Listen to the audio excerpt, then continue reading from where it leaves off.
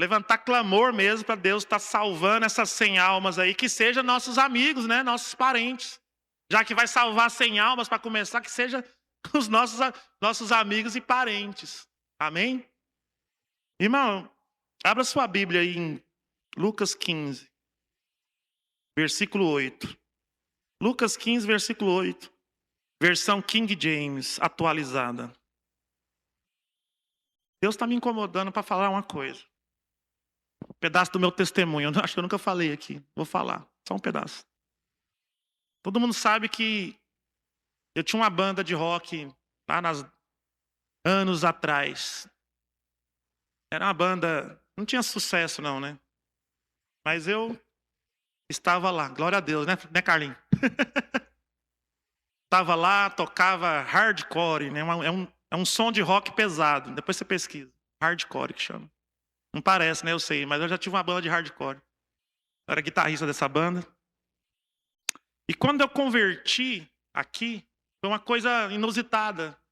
Porque eu não esperava, nunca pensei em ser cristão. Nunca passou pela minha cabeça. Minha mãe já frequentava a igreja batista da Canaã, uma igreja tradicional. Quando eu tinha uns 14 anos, eu cheguei a ir lá um pouco, visitar, mas é muito diferente, irmãos. É muito diferente. Não pode nem bater palma. Não sei hoje, né? Talvez hoje pode bater palma. Na época eu não podia, não. Bater palma já era, dá licença, você está atrapalhando. Era tudo muito estranho, diferente, bem diferente daqui. Minha mãe frequentava ali. Só ela que era cristã, né, digamos. E certa vez, vou resumir bastante, que eu quero só contar um pedaço. É que Deus está me... Eu creio que faz parte da palavra de hoje. Um pastor, meu irmão é policial, vocês sabem disso, né? E ele estava lá no quartel-general da Rotan lá. Isso uns 5 anos antes de eu me converter. E convidaram um pastor cego para dar uma palavra para o batalhão. Isso ele contou depois, meu irmão. E o pastor foi, pregou uma passagem, orou com os soldados e todo mundo da Rotan ali. E depois ele falou algumas coisas sobre alguém. Ele falou, tem um homem aqui, um soldado. Aí foi contando tudo que meu irmão estava vivendo. Meu irmão estava separando da esposa, brigando, perdendo. Estava uma bagunça. O pastor falou tudo. Meu irmão, sou eu. E por fim, no final, falou o nome dele. Aí não tinha nem como não falar que era ele. Aí todo mundo saiu, ficou só o pastor e meu irmão. Meu irmão ficou assustado. Ninguém nunca tinha... Lá em casa, ninguém nunca tinha escutado falar que isso era possível. De alguém, né, falar a vida do outro dessa maneira, falar o nome. E aí o pastor orou com ele, deu algumas palavras ali de sabedoria, de ânimo. E meu irmão ficou muito empolgado. E chamou-me, pegou o telefone dele, ele mora perto do Garavela ali. Pegou o telefone dele e falou para minha mãe. Falou, mãe, nós temos que ir na casa desse pastor. Ele falou a minha vida, eu nunca vi isso na minha vida. Meu irmão é muito empolgado, ele é bem emocionado assim. Chega a ser engraçado, eu imito ele até. Brinco lá no grupo da família, zoeira total. Faço figurinha, porque ele é emocionado demais, sabe? E aí ele ficou muito empolgado e levou minha mãe lá. Minha mãe foi até lá na casa do pastor Roberto. E ele orou com minha mãe, falou mais coisa para o meu irmão, revelou mais coisa. Estava parecendo Fujioka antigamente, o homem revela mesmo. Beleza, aí minha mãe ficou impressionada também não conhecia os dons espirituais, né? Porque na tradicional dela não tinha. E quando ela estava indo embora, minha mãe me contou depois, o pastor Roberto, cego, mas enxerga no mundo espiritual, falou, irmã, eu estou vendo um filho seu. Ele é assim, assim, assim, foi descrevendo. Quem? Eu. Minha mãe, esse é meu filho mais novo. Ele tem uma banda, ele é incutido. Quem lembra dessa palavra? Minha mãe fala muito. Ele é incutido com essa banda. E aí, ora para essa banda aí, pastor Roberto. Ele, não, peraí, eu estou vendo uma coisa diferente. Eu estou vendo esse seu filho convertendo e sendo usado no reino de Deus. Ele vai ser usado por Deus. Ele falou tudo. Eu vejo ele tocando para o Senhor, eu vejo ele sendo usado por Deus. Minha mãe ficou alegre. Chegou em casa, contou para mim. Irmão, eu acredito que eu fiquei endemoniado, certeza. Certeza, eu fiquei irado. Uma raiva tão grande desse pastor, que ele falou isso. Vamos resumir. Isso foi 5 anos antes. 5 anos depois, Deus foi encaixando uma palavra liberada por esse pastor. Uma palavra que Deus revelou, liberou ali. E daí por diante Deus vai trabalhando, irmão. Quando eu ouvi a primeira vez, parecia uma coisa mais absurda que você possa ouvir. Às vezes você escuta uma palavra de Deus na sua vida, pode parecer absurdo, pode parecer longe demais, pode parecer grande demais. Assim como foi quando eu escutei a primeira vez, 5 anos antes. Realmente eu imaginei. Pensei, impossível, não tem como. Isso é bobeira, latada, mentira. Mas o tempo passou. Deus foi trabalhando. Se você receber uma palavra que é de Deus, meu irmão, com certeza Deus está trabalhando, vai fazer, vai movendo. E aí aconteceu um monte de outras coisas que eu vou pular. E quando eu voltei na igreja aqui, eu já tinha visitado aqui algumas vezes, mas só visitei, nem era aqui, era lá em cima.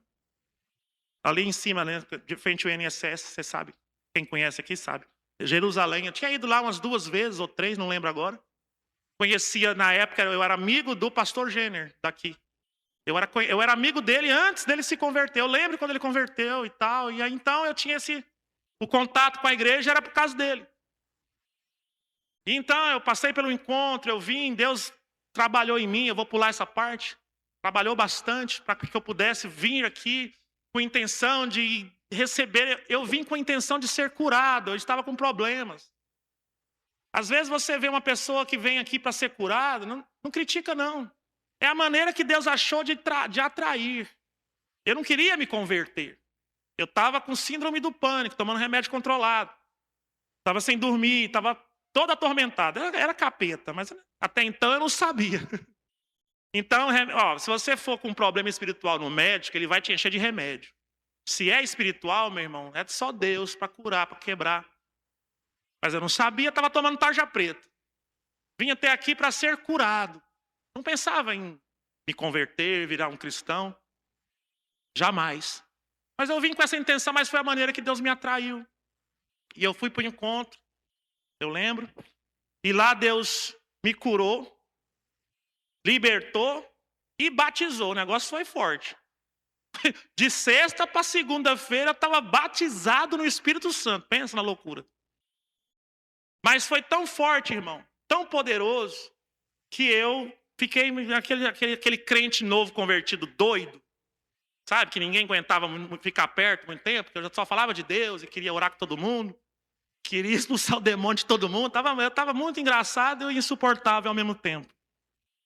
Mas eu creio que o que Deus quer falar hoje, para dar uma introdução aqui, é que teve um dia, eu estava até conversando com Samuel ontem aqui. Teve um certo dia que eu estava tentando diluir o que tinha acontecido, que eu nem sabia o que era batismo com o Espírito. Eu nem sabia o que estava acontecendo comigo. Porque eu não tinha conhecimento da palavra, e o cristão que eu conhecia era minha mãe, que era da tradicional. Eu perguntava para ela não sabia responder. E eu fiquei, cara, tô doido, eu tô maluco. E aí eu perguntava pro Jenner, e ele me respondia. E aí eu tive que voltar aqui mais vezes para poder entender mais. E um dia eu estava sentado lá na área de casa, na garagem, e Deus me tomou ali, começou a me revelar as coisas no mundo espiritual. Foi a primeira vez que eu tive a visão aberta para o mundo. Eu nem sabia que existia isso. Eu nunca tinha tido contato nenhum com nada sobrenatural. Geralmente as pessoas que trabalham com libertação, batalha espiritual, intercessão, eles eram da feitiçaria, eles já praticavam alguma coisa, aí converteu e foi para o outro lado, da força, né? Comigo não foi assim, não. Não tinha nenhum envolvimento com nada. Nunca tinha visto nada, nem acreditava. Mas Deus abriu o meu entendimento, não sei porquê. E eu comecei a enxergar aonde eu tocava. Os shows que a gente fazia, que para nós era inofensivo. Parecia coisa de adolescente, coisa de jovem, né? Ah, jovem é assim mesmo, jovem gosta dessas coisas. A gente cai nessa história. Ah, é porque é jovem, isso muda. Muda mesmo às vezes. Só que tem coisas ocultas que eu não via. E Deus me fez ver. Os shows que eu fazia, como é que eles eram no mundo espiritual. Foi a primeira vez que eu vi. Deus abriu meus olhos e viu o lugar que eu estava tocando. Eu tinha tocado uma semana antes de ir para o encontro. Lembrou? A mesma visão que eu tinha lembrando, tocando, Deus me revelou como é que era no mundo espiritual. Eu vi os jovens possessos de demônios. Eu vi demônio em todo lugar, dentro daquela festa, dentro daquele show. Espíritos malignos oprimindo, fazendo usar as drogas, fazendo fumar cigarro, beber, ficar, né? Todos jovens, né? Gostam de ficar, né? Tá namorando aí, ficando, motel. Isso é tudo coisa do diabo. Eu sei que parece coisa de crente, né? Ah, todo crente fala isso, mas eu vi isso, eu vi. Realmente é isso mesmo. Não é balela. Às vezes nossos filhos querem ir na festinha, querem ir no showzinho. Ah, não tem problema, irmão. É esse tipo de influência que ele vai receber lá. Tem demônio ali. Tem opressão diabólica. Por que eu creio que Deus está me mandando falar isso? Porque é assim que se encontra as pessoas a qual nós vamos orar por elas. Às vezes você pensa, ah, não, meu irmão, ele não é um drogado, né? Ele é uma pessoa normal. Ele não é envolvido com crime, ele não é viciado em droga, porque a gente pensa que só quem precisa de orar, né? Vamos colocar ali o fulano que é drogado. Vamos colocar ali o ciclano que é maconheiro, que está preso, irmão. Não tem esse. Sem Jesus, todos estão no cativeiro. Eu vi jovens que era de convivência, de infância. Nunca teve problema com polícia, nunca teve problema com nada. Mas oprimido, acorrentado pelo diabo. Eu vi. Foi aí que eu acredito que eu a converti nesse dia. Foi nesse dia que eu converti, quando eu vi, quando Deus me mostrou a gravidade que é um mundo sem Deus. As pessoas que estão lá fora agora estão acorrentadas. Essa opressão é diabólica. Nós temos sim que orar por eles. Nós temos sim que colocar nomes ali. É o que Deus espera de nós. Você foi salvo para salvar. Você foi salvo para pregar, para falar o evangelho. Lembra do ide? Vão por toda parte, pregue o evangelho. Na verdade, vão por toda parte, a tradução mais perfeita é indo por toda parte. Ou seja, enquanto você vive, enquanto você anda, vive, faz o que for que tem que fazer na sua vida, nessa terra, você prega o evangelho. O id é isso, indo. Ou seja, enquanto vive, enquanto você está na terra, pregue o evangelho para toda criatura. Ensina as minhas coisas. Logo eu voltarei. Logo eu vou tomar conta. Eu vou tomar conta. Fulano, eu te coloquei para trabalhar numa empresa com 5.000 pessoas. O que você falou lá? O que você fez lá? Quem você colocou o nome? Quem que você intercedeu? Você acha que não vai ter essas contas, meu irmão? Prestar contas? Vai ter. Porque isso foi o que Jesus ensinou. No final, a última coisa que ele fez, ele estava subindo para a sua glória. E falou, ó, agora é o seguinte, toma poder, toma unção, sopra em vocês. Agora vão e preguem o evangelho. Vão orar por pessoas. Vão falar do amor de Cristo. Vão trazer pessoas para a presença. Porque eles estão indo para o inferno. Eles estão debaixo de opressão do inferno. Eu tenho certeza. Eu vi. Eu não estou imaginando, não estou falando, não estou repetindo o que o bispo diz. Eu vi isso. Ninguém pregou para mim. Foi nesse dia que eu converti. Eu vi aonde eu estava. Deus me mostrou o que eu estava fazendo e disse para mim, você é um obreiro de Satanás. Ele usou essas palavras. Eu nunca tinha escutado a palavra obreiro, eu não era da igreja. Nunca tinha escutado obreiro, o que é isso? Foi o Espírito Santo falou para mim, você é um obreiro de Satanás. Por quê? Porque você toca lá na festa do diabo. Está cheio de gente na igreja por aí, igrejas, não vou falar mais nada não, que tem gente que quer defender. Mas tem igreja aí, eu sei de várias, eu conheço gente e pastores de outro lugar, onde a pessoa que toca lá em cima, toca nos botecos, toca nas festas do diabo, toca no carnaval e é obreiro de Satanás. É obreiro, foi Deus que me disse. Valdemir está inventando. Não, foi Deus que me falou. Não adianta misturar. Não tem Babilônia, não se mistura com Israel. O profeta de Deus não se mistura com o profeta de Baal. Pode olhar. São assim que as pessoas estão. Nós temos que orar, porque eu tenho certeza que para mim chegar até aqui, além do pastor ter liberado aquela palavra, alguém orou por mim, eu tenho certeza. Alguém orou, alguém pagou um preço, alguém colocou meu nome alguma vez no pedido de oração. Precisa de intercessão. Precisa orar, meu irmão. Eu estou falando, o mundo espiritual é tenebroso. É porque você me conheceu agora, mas quando no início, quando eu comecei a minha conversão, eu parecia doido, tinha gente que fugia de mim. Porque eu ficava falando essas coisas. O que eu via, eu falava. O que eu via, hoje eu aprendi, não posso fazer isso mais. Eu vejo, não falo nada. Guardo para mim. E filtro. Aí eu falo, brando. Se eu fosse falar o que eu vejo, duas uma. Você ia falar, nunca mais falo com ele, que é doido. Ou não sei. No começo eu era desse jeito, porque eu pensava que todo mundo via. Eu pensava que todo mundo via, sério. E as pessoas, não, sai fora. Para, sai doido, sai daqui. Então é sério, meu irmão. Não é fácil você ver. Tem gente que pede, eu quero ver as coisas. Se você ver, você vai chorar todo dia. Pelas pessoas. É bom. Abra sua Bíblia lá. O 8 fala assim, ó. É Jesus, a parábola.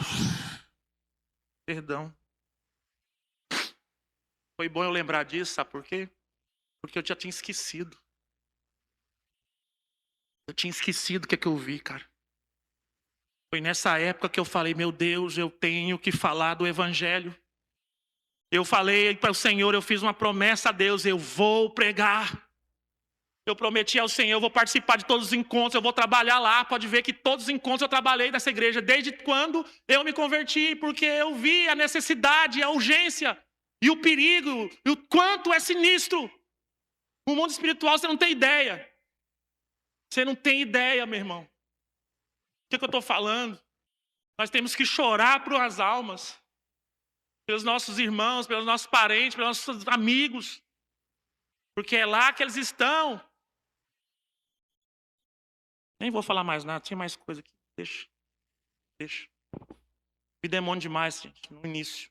Até pedi para Deus não deixar eu ver, que eu estava vendo nas pessoas, assim. Estava vendo assim nas pessoas.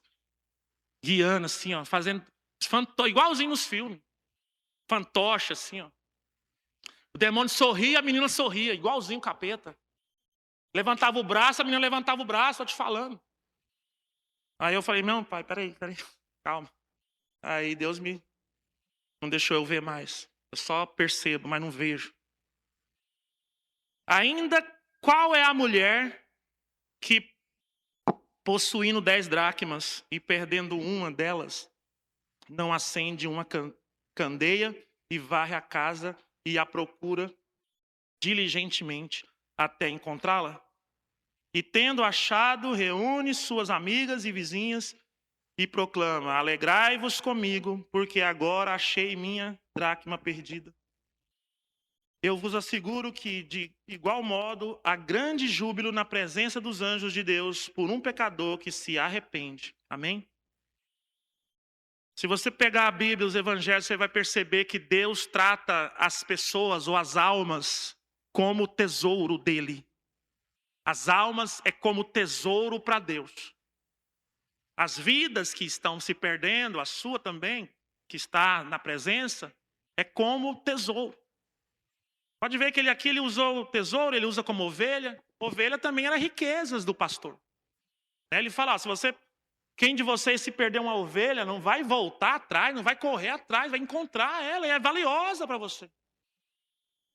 As almas são tesouro para o Senhor. Aqui ele usou a figura de dracma, que era uma moeda valiosa da época, uma moeda grega. Tem um denário, que era romano, e a dracma era grega. Não sei por que ele usou, nessa parábola, ele usou a dracma. Não se vê muito falar da dracma, né? Fala mais do denário. Nas outras parábolas, nas outras passagens. Não entrei nessa parte, não pesquisei sobre essa parte. Por que ele usou dracma e não denário? mas o valor é parecido.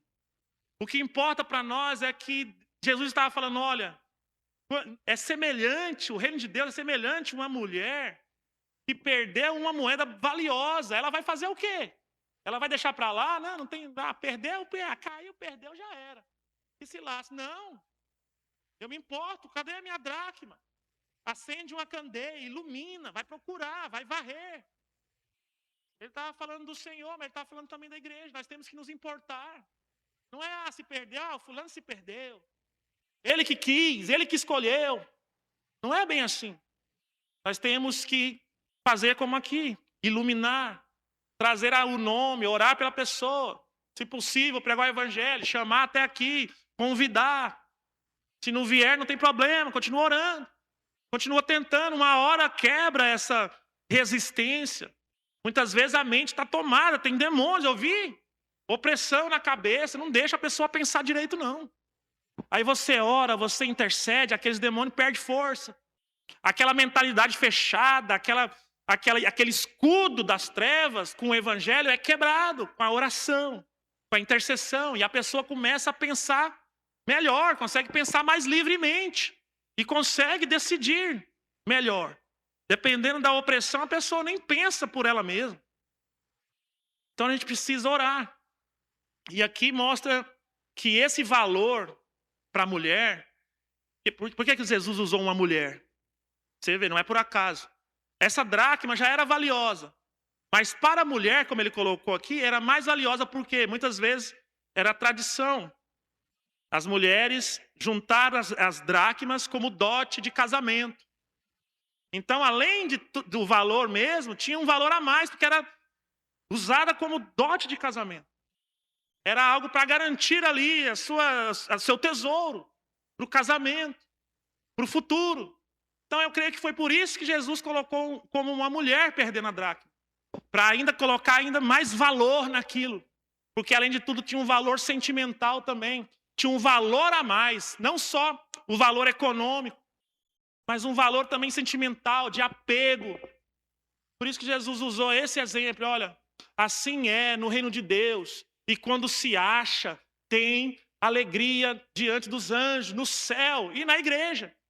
Porque se Deus se alegra, se você é cheio do Espírito Santo, você também vai ficar alegre com pessoas se convertendo, sim ou não? Sim ou não? Se você é filho de Deus e tem o Espírito de Deus em você, quando alguém se converte, assim como no céu tem festa com os anjos, com Deus e tudo mais, no seu coração também vai ter uma festa. Então isso vai alegrar a igreja. Essas 100 almas, ou sei lá, quantas almas preciso for, vai alegrar a igreja, vai alegrar a sua vida, vai alegrar Deus. E consequentemente vai nos alegrar. Tem que nos alegrar. Se nós não nos alegrarmos com almas sendo salvas, não estamos cheios do Espírito Santo. Se você não se alegrar, não se importar, não está cheio do Espírito Santo. Encha-se do Espírito Santo e você vai se importar com as almas. Porque é isso que Deus faz. Foi isso que Jesus mandou. E foi isso que o Espírito Santo traz e nos enche para cada um. Precisamos orar pelas almas. Precisamos nos alegrar com isso. Amém? Glória a Deus por isso.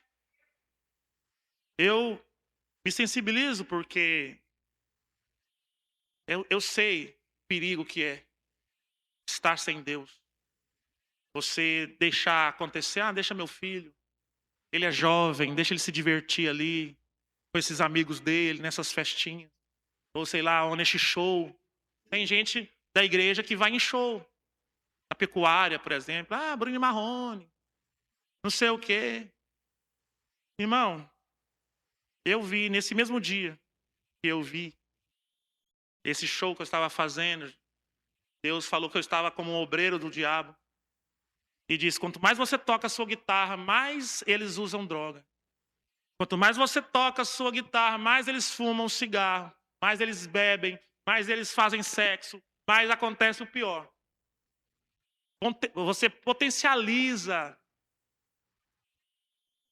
a manifestação do diabo. Você já é um obreiro dele. Graças a Deus não sou mais. Quando a pessoa vai num show desse, ali no palco tem demônios. Vou te explicar por quê. Ah, que absurdo. Aldemir vê demônio em tudo. Eu vou te explicar por que tem demônio no palco de um show secular.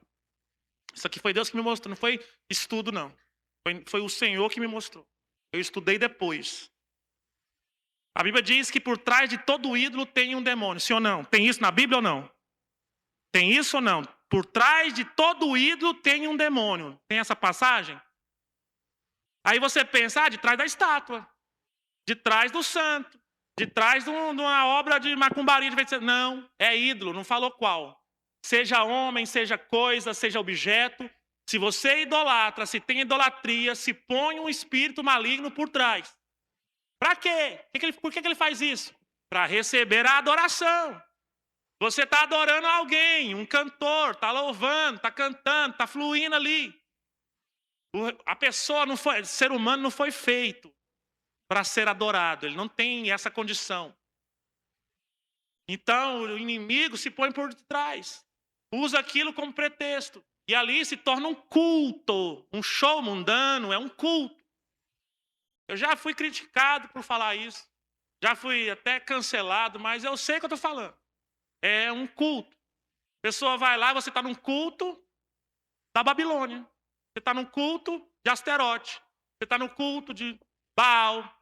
Sei lá de quem, qual a entidade que aquele cantor, aquela cantora, aquela dupla, qual a entidade que guia eles. Sério que tem isso? Tem. Quando alguém cheio do Espírito Santo canta aqui, o que acontece? Muda o ambiente, sim ou não?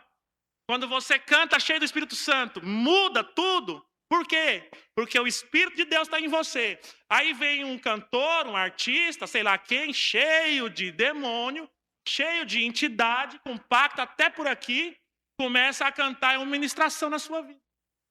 Aí eu sei que aqui não tem ninguém que vai, mas eu já vi gente lá no show da pecuária, curtindo o show. Você vai se encher de capeta, lamento. As pessoas precisam de intercessão. Deixa esse assunto. Eu só falei isso, irmão, para você entender que é mais sério do que a gente pensa. A gente precisa orar por vidas.